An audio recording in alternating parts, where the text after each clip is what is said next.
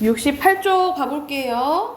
여기서 이제 앞에 이론한 게 시점이랑 서술자에 대한 이제 내용이거든요.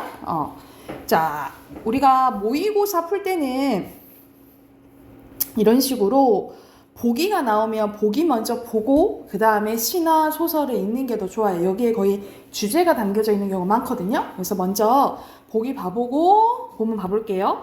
김정한의 어떤 유서라는 작품입니다. 이 작품은 1970년대 국가발전이라는 명목으로 권력자들에게 토지를 침탈당하는 농민들의 현실을 보여주는데요. 이 과정에서 가해자와 피해자의 갈등이 나타나는데 여기에서 가해자 편에 서 있는 중간자가 또 개입이 되어 있습니다. 또한 권력에 휘두르는 폭력 앞에서 농민들은 다양한 양상을 보이는데 다양한 이제 모습들을 보여준다 이 말이야. 무기력한 태도로 방관하는 사람들이 있고요. 또는 세대 간의 갈등을 일으키며 분열되는 등 파편화된 모습, 막 나뉘어지는 모습을 보여준다라고 보시면 되겠죠. 그러니까 이게 여기서 말한 게 다 본문에 나온다 이 말이야. 그럼 내용 한번 봐볼게요.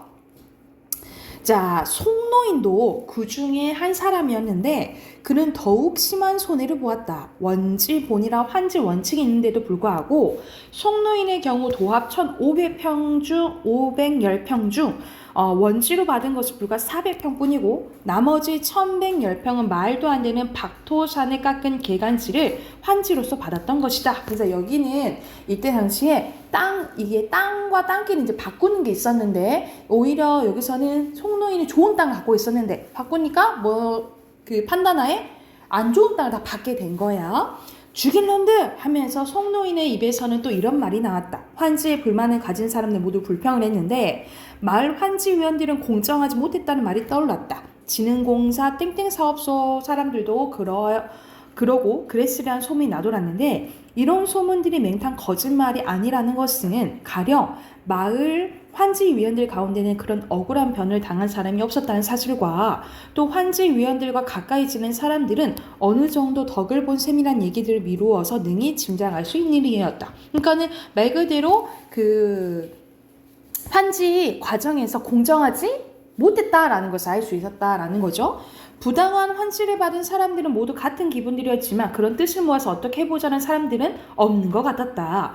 가뜩이나 오리엔탈 골프장의 경우와는 달라서 이건 바로 정부가 한 일이니까 어쩔 수 없지 라는 꼭 생각하는 사람들이 많았다라는 거죠. 말하자면 다루기 쉬운 백성들로 잘 훈련되어 있었다라는 거죠. 그래서 아까 전에 보기에서도 뭐라 했어? 권력에 휘두른 폭력 앞에서 그냥 무기력한 태도로 포기하는 사람들이 많았다 했잖아요. 그치? 그래서 여기서 이런 모습을 알 수 있는 거죠. 다 아무리 이제 부당함이 있더라도 부당함을 다 참고 넘어가는 거죠. 이런 모습이 드러난다라고 보시면 되고요. 망했어 하고 송노인의 불평을 한 단계 더 비하겠는데 그는 자기에게 내려진 부당한 처사를 참을 수 없었다.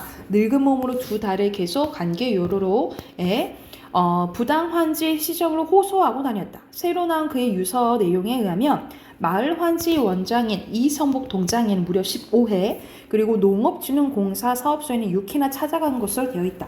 그러나 모두 허사였다는 거죠. 시종일관 묵살을 당하고 만세였으니까. 그러니까 막 송노인이 혼자 막 부당함을 얘기하는데 들어줘 안 들어줘? 안 들어줬다 이 말이에요. 게다가 고속도로가 통하면 사람 왕래도 많아져서 송노인의 집에서는 가게도 차릴 수 있을 거라는 매기입은 그 별명이에요. 이성복 동장에 말도 톡도 아닌 헛나발이 되고 말았다. 고속도로를 다니는 차들은 아무데나 설 수 없고 또 고속도로를 함부로 건너갈 수 없다는 것을 시골 사람들은 길이 통해서야 비로소 알았다라는 거죠. 그러니까 이 시골 사람들이 못 모르니까 고속도로 생기면 좋아, 사람들 많이 다니고 이런 말들에 속았다는 거지. 근데 사실 그냥 고속도로 생기면 그냥 차들만 지나가고 또 얼마나 매연이 많겠어, 그쵸? 그리고 바로 길 건넌 논에 두엄을 내는 사람들도 먼 굴다리 쪽을 일부러 돌아야만 되었다. 제게 이게 무슨 지랄고 하고 짐이 무거울수록 그들의 입에서는 욕이 절로 나왔는데 길에서 집이 가까운 송내인 경우 은근 희망을 걸어보던 가게를 내긴커녕 지나가는 차들이 내뿜는 매연과 소음과 먼지 때문에 도리어 역정만 늘어날 판이었다. 그래서 처음에는 행여 구멍가게로 될까 싶어서 일부러 길 쪽으로 내보았던 마르방도 이내 문을 닫아 걸었는데 길 쪽 창유리가 쉴 새 없이 밀어닥치는 먼지로 인해 마치 메가리간에 그것처럼 뿌옇게 되어버렸대. 그래서 막 매연이 엄청 많았던 거죠. 그쵸? 이런 피해를 보게 된 거야. 망했다! 망했어! 마을의 농토는 공장 부지 조성들의 명목으로 자본가들에게 넘어간다. 이러한 상황을 심각하게 받아들이지 않고 가벼운 농담을 하는 마을 젊은이들과 송노인은 갈등하게 됐는데 비꼬지 마이소. 이번에는 매기입의 친구요. 역시 마을 환지위원회 한 사람의 상출한 청년이 불쑥 나섰다는 거죠. 영감님이 젊었을 때 무슨 대단한 일이라도 했다고 툭하면 젊었을 때 하고 나서는 기요. 농민조합에 들어가서 경찰서 때리부순 일에 가담했다는 것밖에 더 있어. 그러니까는 괜히 우리 앞에서 막 뭐 했다고 잘난 체 하지 말라고 이제 얘기를 하는 거지. 청년 회장까지 겸하고 있는 만큼 비교적 머리가 영리하고 옛날 일도 제법 알고 있는 편이다. 안다는 놈이 그러니 송영감은 더욱 막 부어같이 밀었대. 그래, 농민조합에 가담한 게 그렇게 나쁜 일인가? 농민조합이 빨갱이 단체아니여. 여기서 우리 사회주의라고 막 얘기를 하는 거지, 그치? 상추리는 숫제 위협 비슷하게 나왔다. 송노인은 드디어 부화통이 터지고 말았대. 뭐 빨갱이 단체? 이놈들이 못하는 말이었구나. 그래, 외놈의 경찰이 우리 경찰이더냐? 일제 때 고자질하고 헌병 압점에 대해서 독립하던 사람들을 괴롭히고 쏘아 죽이고 하던 놈들이 요새 와서는 자긴 반공투쟁했을 뿐이라고 도리어 큰 소리치고 돌아다니던 카이. 바로 느그가 생사람 잡을 소리를 하는구나. 어디 한번 더 해봐라! 하면서 이제 송노인이랑 지금 이 청년이 갈등이 계속 빚고 있는 거죠. 송노인은 뼈만 남은 팔을 걷어올렸다. 금방 칼이나 창굿이라는지를 모를 그럴 팔이었다. 영감님 참으셔. 장난으로 한 소리 아닌겨? 하고 성노인의 성깔을 누구보다 잘 아는 매기입이 아까 이성북이었죠. 얼른 사이에 들었다. 다행히 별일은 없었다.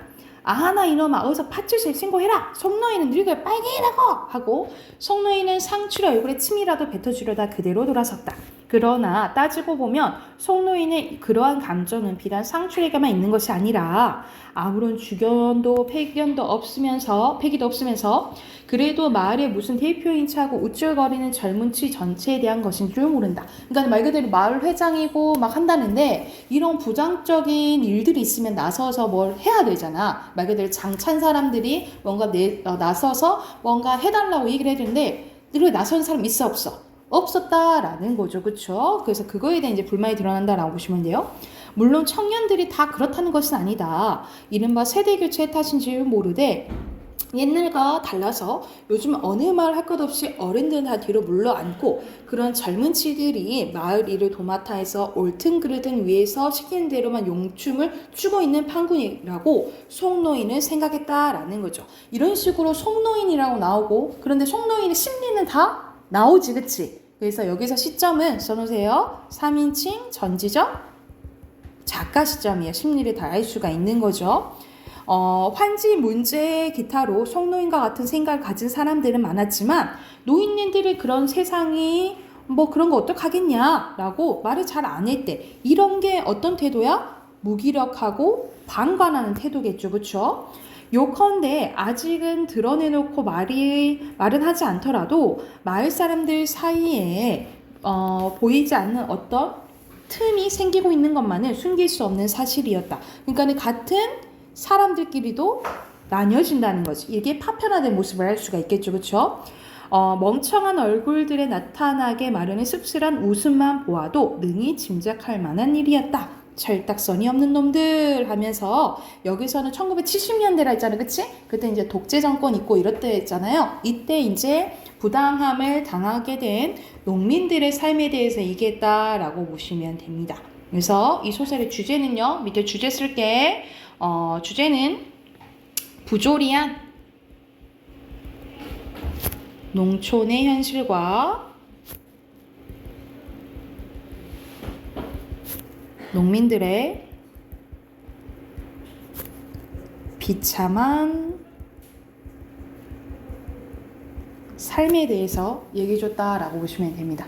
부조리한 농촌의 현실과 농민들의 비참한 삶에 대해서 이야기한 소설이라고 보시면 돼요. 선생님이 전지적 작가 시점이라고 얘기를 해줬죠. 참고하시면서 5, 6, 7 6번 세 문제 바로 풀어보세요.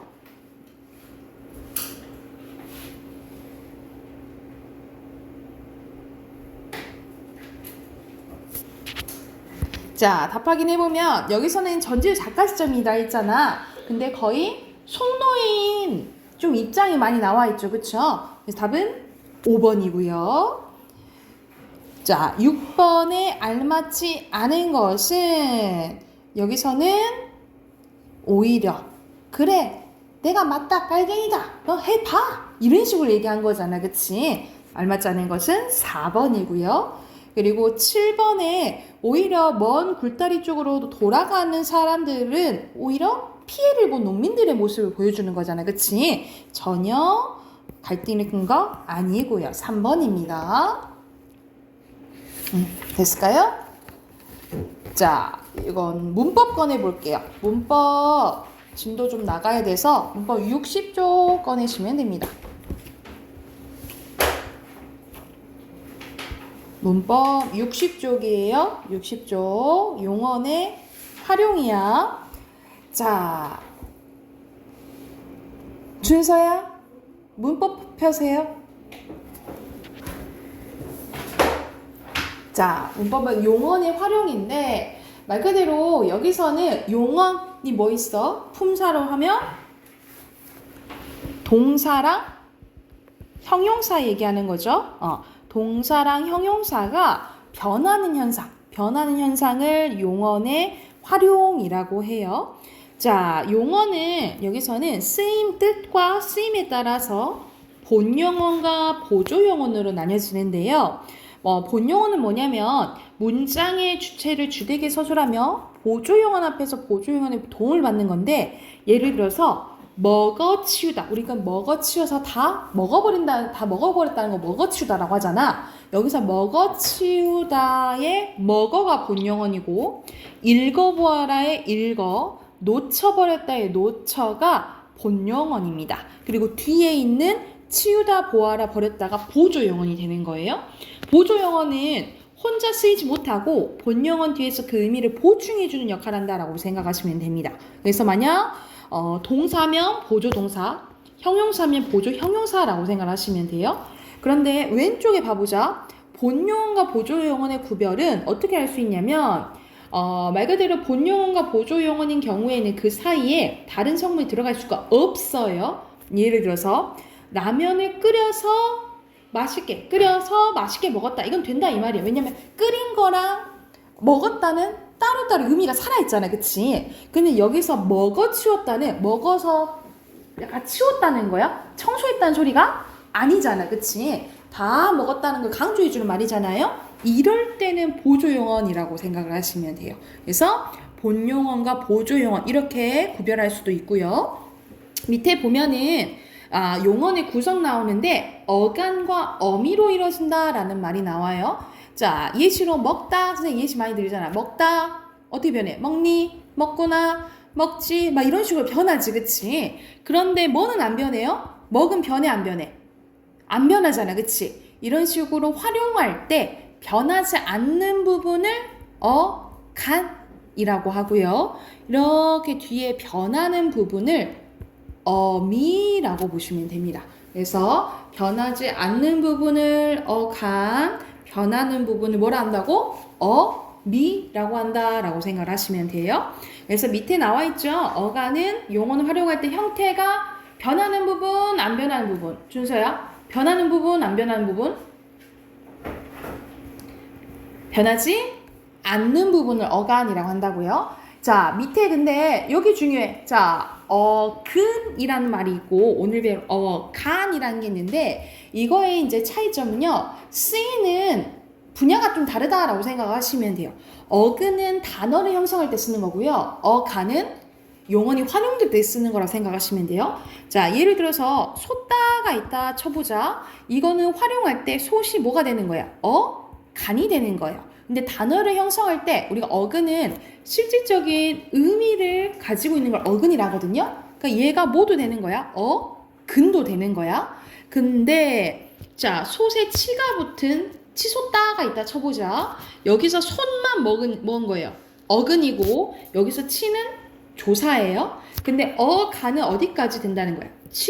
소까지 된다는 거예요. 이런 식으로 쓰는 어휘가 달라. 단어를 형성할 때 쓰는 게 근, 문제 활용할 때, 용언이 활용할 때 변하지 않는 부분을 뭘 한다? 간이라고 한다라고 보시면 됩니다. 이해됐을까요? 그러면 해당하는 문제 옆에 풀고 바로 답 확인해 볼게요.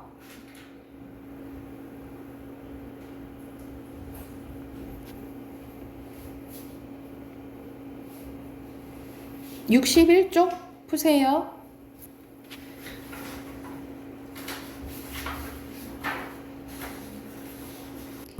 자, 같이 한번 봐보자. 빈칸. 자, 순서대로 아이고 본용언과 보조용언으로 나뉘어지죠. 그리고 보조 동사, 보조 형용사죠. 여기서는 이 버렸다가 버린 거야? 금이가 아니잖아, 그치? 이럴 때는 보조. 그리고 여기서는 버리자가 진짜 버리자가 맞죠? 본이죠. 여기서는 먹어보다야. 여기서 이 보다가 아니잖아, 그치? 여기서 보조. 보이니? 이거는 보이는 거 우리가 보통 눈으로 보는 거잖아요. 여기서 본이죠. 그리고 먹어라는 먹이랑 어라랑 나눌 수 있어요. 그래서 X. 치솟다는 치솟에다가 다겠죠. 이것도 X. 비웃은 비웃에다가 은이겠죠. 그래서 맞아요. O. X, X, O고요. 어가는 용언이 활용할 때 뭐가 변하지 않는다고? 형태가 변하지 않는 거고. 자, 어간입니다. 어간은 뒤에 뭔가 와야 된다고 하니까 뒤에 이것까지 표시해 주셔야 돼요.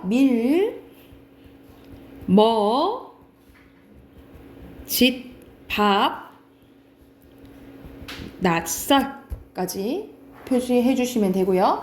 옆에는 형태소 분석입니다. 형태소 분석은 나눌 수 있는 데까지 다 나눠야 되는 거야. 그래서 여기서는 줄, 이는 줄이다 해서 사동 전미사예요. 힘, 오다, 가다죠. 이렇게 따로따로 쓰셔야 되고, 여기서 실질 형태소는 의미가 있는 거 올라라 이 말이야. 여기서 의미가 있는 것은 줄, 힘, 두 개 다 있고요. 오랑 가도 의미가 다 있죠. 그럼 답 몇 번이야? 위에 4번이 되겠죠? 이렇게 하시면 됩니다. 됐을까요? 자, 뒤로 넘겨보세요. 자, 뒤로 넘기면 아까 전에 형태가 변하지 않는 부분을 간이라고 했어요. 그리고 형태가 변하는 부분을 뭐라 한다고?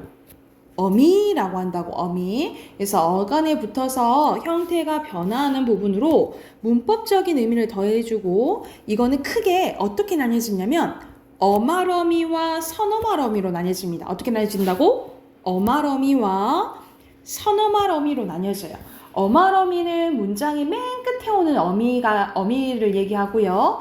이 선어말어미는 선자가 먼저 선자거든요. 그래서 어말어미 앞에 오는 어미를 선어말어미라고 해요. 그래서 어미는 어떻게 나뉘어진다고? 크게 어말어미와 선어말어미로 나뉘어진다라고 보시면 되고, 자, 이 어말어미는 크게 또 세 종류로 나뉘어집니다.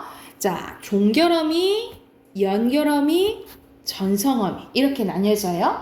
종결어미는 말 그대로 문장을 끝내는 어미라고 생각하시면 돼요. 그래서 이 종결어미는 몇 가지가 있냐면 5가지가 있어요. 몇 가지가 있다고? 5가지. 자, 예를 들어서 뭐뭐한다, 뭐뭐습니다로 끝나면 평서형어미, 그래서 평서문이 되는 거예요.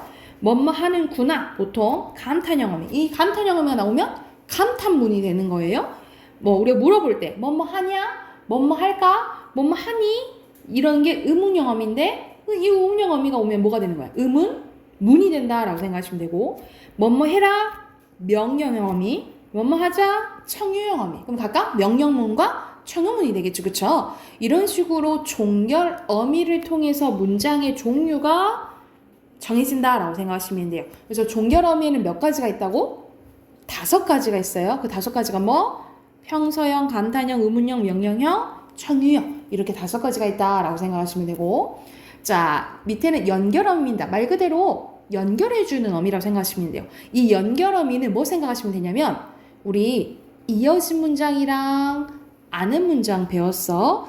그죠? 이때 이어진 문장에서 등장하는 게 연결어미라고 생각하시면 돼요. 준서야 그 이어진 문장이랑 아는 그 있잖아요. 아는 문장 기말 때 또 나온다 그러더라고요. 기말 때 선생님이 또 낸다고 그랬다 그러시더라고. 기말 때도 해야 돼요.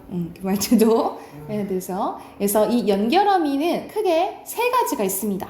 말 그대로 두 문장을 대등하게 연결해주면 대등적 연결어미. 그래서 대표적인 게 뭐뭐하고, 뭐뭐하며, 뭐뭐하나, 뭐 추가적 선동사, 뭐뭐하지만, 이게 나열 여기까지가 되죠. 또는 뭐뭐하거나, 뭐뭐하든지 이런 게 대등적 연결어미라고 생각하시면 되고요.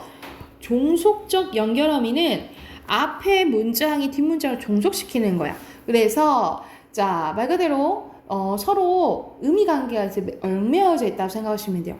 뭐뭐해서 뭐뭐하면 뭐뭐해서는 원인, 뭐뭐하면은 뭐 조건, 뭐뭐하니까도 뭐 원인 이런 거겠죠, 그렇죠? 뭐뭐 그리고 예를 들어서 뭐뭐하는데 배경, 그리고 뭐뭐하러, 뭐뭐하려고 이런 것들이 대표적인 종속적 연결어미를 생각하시면 되고요. 우리 앞에서 배웠던 본용언과 보조용언 있죠. 이 본용언과 보조용언을 연결해 주는 게 보조적 연결어미라고 생각하시면 돼요. 보조적 연결어미는 대표적인 게 악의지 생각하시면 돼요. 악의지고 뭐 이렇게 하고 외우라고 하긴 하는데 여기서 악의지 나왔네요. 그래서 먹어 버렸다고 해서 연결해 주는 게 뭐야? 어잖아, 그치? 이 어를 보조적 연결어미라고 한다라고 생각하시면 돼요. 그래서 연결어미는 3가지인데 뭐 있어요? 대등, 종속, 보조 이렇게 3가지가 있다라고 보시면 되고요. 밑에 전성어미도 3가지가 있어요. 전성은 말 그대로 성질 바꿔준다라고 생각하시면 됩니다. 그래서 말 그대로 뭐 예시만 봐보면 아니다는 형용사죠. 근데 아니었음 일시적으로 명사로 만들어줘요. 이걸 말 그대로 명사형 전성어미라고 합니다. 이거는 이제 아는 문장에서 나오는 거예요. 그래서 용언을 명사처럼 바꾸어 주어나 목적 역할을 만들어주는 게 명사형 전성어미입니다. 그래서 명사형 전성어미에 뭐 있다 했어, 준서야? 음기 외우라 했지, 그치? 음기가 대표적인 명사형 전성어미고요. 자, 말 그대로 관형사. 우리 관형사는 무슨 역할해? 우리 품사 떠올려보자. 관형사는 무슨 역할이에요? 그렇지, 명사 꾸며주죠. 체험 꾸며주는 역할을 하는 거야. 그래서 이것도 일시적으로 관형사의 역할을 하도록 만들어주는 거예요. 자, 가볼까? 나는 이유를 모르겠어. 어떤 이유를? 그가 웃는 이유를. 그가 웃는 이유 꾸며주죠. 그치? 이런 식으로. 원래 웃다는 품사가 뭐예요? 웃다 품사 뭐야? 동사, 그치? 근데 웃는 하면서 일시적으로 관형사 역할을 하도록 만들어주는 이 는이 관형사형 어미예요. 그래서 대표적으로 은는, 을던 이런 것들이 관형사형 전성어미라고 기억을 해두시면 되고요. 자, 부사형 전성어미입니다. 부사형 전성어미는 말 그대로 부사 역할을 하도록 만들어주는 거야. 오늘은 추운데 어떻게 추워요? 놀랍도록. 놀랍도록이 춥다라는 서술어 꾸며주죠? 하도록 만들어주는 게 이 도록이라고 보시면 돼요. 원래 놀랍다는 형용사잖아, 그치? 그거를 부사 역할을 하도록 만들어주는 게 이 도록이라고 보시면 돼요. 그래서 대표적인 게 이게 도록, 이게 부사형 전성어미라고 보시면 됩니다. 그래서 전성어미에도 뭐가 있어? 3가지가 있어. 명사형, 관형사형, 부사형이 있다라고 보시면 됩니다. 다시 한번. 자, 어말어미는 맨 끝에 오는 거라 했어요. 단어의 맨 끝에 오는 걸로 3가지가 있는데 종결어미, 연결어미, 전성어미 있다 했어요. 종결어미는 5가지 있고요. 연결어미에 3가지, 전성어미에도 3가지 이렇게 있다라고 보시면 됩니다. 됐을까요? 그리고 밑에 선어말어미 가볼게. 선어말어미는 간단해요. 몇 개 없지? 자, 말 그대로 높임 관련과 시제 관련된 게 있다라고 보시면 돼요. 높임 관련은 주체의 높임, 주체는 주어 높이는 거라고 보시면 돼요. 그래서 주체의 높임 선어말어미 시가 쓰입니다. 그래서 여러분 아버지께서 방에 들어간다 이렇게 안 하잖아. 들어가신다 이렇게 하잖아요. 이때 시가 무슨 높임? 주체 높임 선어말어미 이렇게 부르는 거고요. 공소는 잘 안 써요. 왜 옛날말. 그래서 통촉하여 주시옵소서 했을 때 이게 공손 높임 선어말어미라고 보시면 되고요. 시제와 관련된 거 과거, 현재, 미래 있어요. 과거는 at, of, 현재는 는, 미래는 get입니다. 그래서 밑에 분석된 거 가보자. 들어가까지가 들어가셨습니까? 지금 분석한 거야. 들어가까지가 어간 시는 뭐? 주체 높임 선어말어미, ot은 과거 시제 선어말어미, 습니까는 의문형 종결어미. 이거는 종결어미면서 뭐예요? 맨 끝에 오니까 어말어미겠죠? 요것들은 뭐야? 선어말어미인 거야. 이해됐나요? 그리고 왼쪽에 자 여기 별표 쳐놓자. 여기 별표 쳐놓자. 여기서는 선어말어미 미래 시제를 나타내는 get이 나오는데 get이 미래의 의미만 지니지는 않아요. 미래의 의미만 지니지 않고 선어말어미 get은 미래 외에도 추측, 주제 의지, 가능성도 나타내요. 예를 들어서 지금쯤이면 포기했겠지? 지금쯤이면 깨어났겠지? 준서가? 이런 식으로 이런 get은 추측. 앞으로 공부를 더 열심히 해보겠습니다. 제가 하겠습니다. 이럴 때는 의지예요. 그리고 그것은 나도 알겠다. 이럴 때는 가능성. 그러니까는 그걸 기억하셔야 돼요. get이 항상 미래 의미만 지니지는 않는다. 또는 어떤 태도도 드러내냐면 완곡한 태도도 드러내요. 예를 들어서 문 좀 열어주시겠습니까? 할 때 있죠. 이럴 때는 약간 완곡한 태도도 드러낸다라고 생각을 하시면 돼요. 이해됐을까요? 그러면 여기에 해당되는 것도 옆에 문제 풀어볼게요. 63쪽 풀어봅시다. 무슨 이거 숙제로 다 해오세요. 그리고 밑에는 예를 들어서 어시면 뭘 나타내는 거야? 과거 시제 선어말어미다 뭐 이런 거 쓰는 거예요. 분석하고. 정민이 그렇게 썼어요? 네, 여기 빈칸이요. 했어요? 안 했죠. 채워오세요. 63쪽 숙제고 어휘 시험 볼 거예요. 목요일날 어휘 15, 16강 외우시면 됩니다. 아셨죠? 여기까지 합시다. 단어?